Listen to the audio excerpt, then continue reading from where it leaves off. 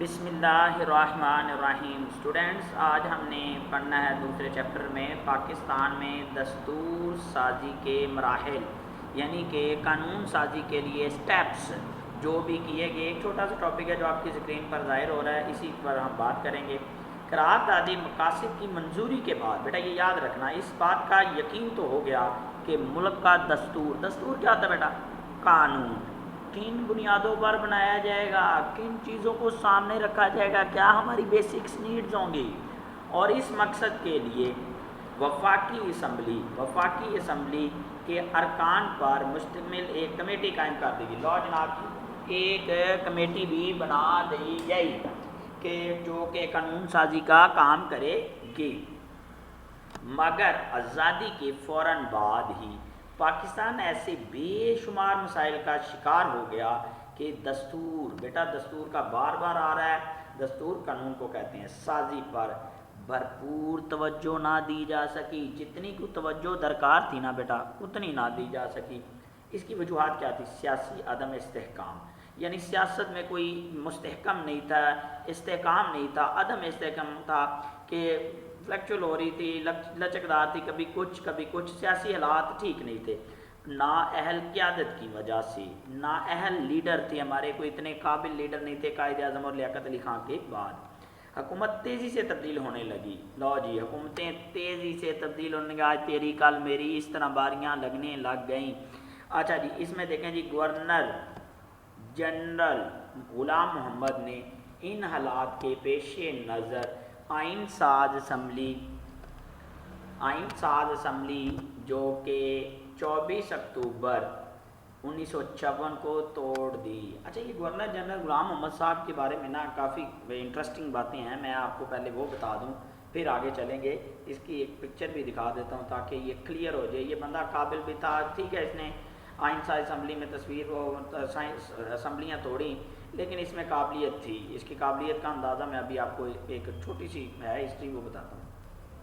لیں جی، یہ ہیں ملک غلام محمد صاحب، یہ دیکھیں عرصہ اقتدار ان کا چیک کریں۔ لو جی، 17 اکتوبر سے 1951 تھا، 7 اگست 1955، پونے 4 سال ان کا پیشہ سرکاری ملازم تھا۔ عرصہ حیات 10 اپریل 1895 میں 1895 میں اور پیدا ہوئے، اور 12 ستمبر 1956 میں 71 سال کی عمر میں فوت ہو گئے۔ آپ دیکھیں یہ پیدا کہاں ہوئے؟ لاہور میں۔ ان کا تعلق پنجاب سے تھا۔ پاکستان کے تیسرے گورنر جنرل تھے کہ کون سے گورنر جنرل تھے؟ تیسرے۔ ملک غلام محمد ایک اعلیٰ پائے کے بیوروکریٹ بھی تھے جو ریاضی، قانون اور معاشیات کی اعلیٰ ڈگریاں رکھتے تھے بیٹا، بڑی اعلیٰ ڈگریاں تھیں ان کے پاس، ان کے ایجوکیشن کیریئر بہت اچھا تھا، اور اپنی قابلیت کی بنیاد پر یہ اتنے قابل تھے۔ یہ دیکھیں، تقسیم سے قبل برِ صغیر میں 20,000 روپے ماہانہ کی تنخواہ پر ٹاٹا کمپنی کے حصے دار بھی تھے۔ لیں جی، ان کی 20,000 تنخواہ تھی ٹاٹا کمپنی میں بیٹا، یہ 1947 سے پہلے کی بات ہے۔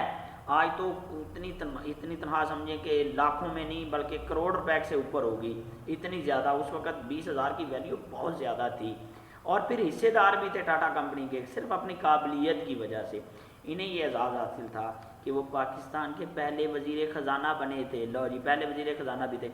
انتہائی نامساعد حالات کے باوجود، یعنی کہ حالات کوئی اچھے نہیں تھے، پھر بھی جو انہوں نے بجٹ پیش کیا وہ منافع بخش تھا۔ ان کی یہی خوبی انہیں پاکستان کا تیسرا گورنر جنرل بنانے کا باعث بنی، یعنی کہ دیکھیں حالات بھی ٹھیک نہیں ہیں، پھر بھی جو پہلا بجٹ آیا ایکسیلنٹ آیا، اس میں منافع بخش تھا۔ اچھا جی، ان کے دور میں پہلی بار وزیر اعظم کی بجائے گورنر جنرل کا عہدہ طاقتور بنا، کیونکہ یہ خود ایک اسٹرانگ آدمی تھے، اور وزرائے اعظم اور وزرائے اعلیٰ برطرف ہوئے۔ یہ پہلی دفعہ برطرف یعنی فارغ کر دیا انہیں، جبکہ پہلی دستور ساز اسمبلی بھی توڑ دی گئی تھی انہی کے دور میں۔ پہلی بار لاہور میں 2 ماہ کے لیے مارشل لا لگایا گیا۔ یہ بڑی انٹرسٹنگ باتیں ہیں اس کے حوالے سے۔ وہ طویل علالت بیماری کے بعد مستعفی ہو گئے، انہوں نے استعفیٰ دے دیا کہ بھائی میں اب نہیں یہ کر سکتا، اس کی ذمہ داری نہیں سنبھال سکتا، انہی میں انتقال کے بعد سرکاری اعزاز کے ساتھ دفن کیا گیا۔ جناب جی، سرکاری اعزاز کے ساتھ یہ دیکھیں جی، نئی اسمبلی کے قیام کا اعلان کیا، دستور سازی کی راہ میں راستے میں حائل رکاوٹوں میں یہ بھی ایک اہم رکاوٹ تھی، کیا تھی؟ ملک کا مغربی حصہ 4 صوبوں پر جو موجودہ پاکستان ہے بیٹا، سرحد، سندھ، بلوچستان، خیبر پختونخوا، اور مشرقی حصہ ایک صوبے پر مشتمل تھا، مشرقی بنگال۔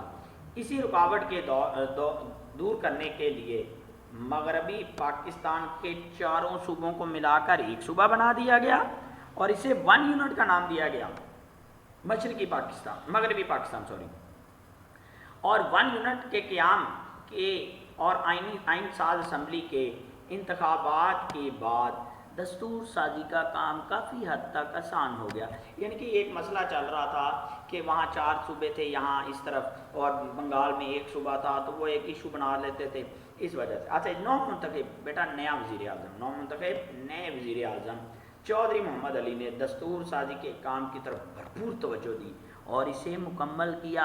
وفاقی اسمبلی نے نئی آئین کی منظوری دے دی۔ لو جی، نئی آئین کی منظوری کس نے دی؟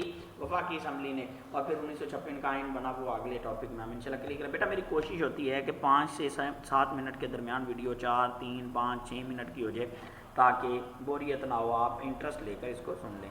وہ ضرور وہ غلام محمد صاحب والی جو میں نے دکھائی تھی پکچر، اس کو کلیئر کیجیے گا۔ شکریہ۔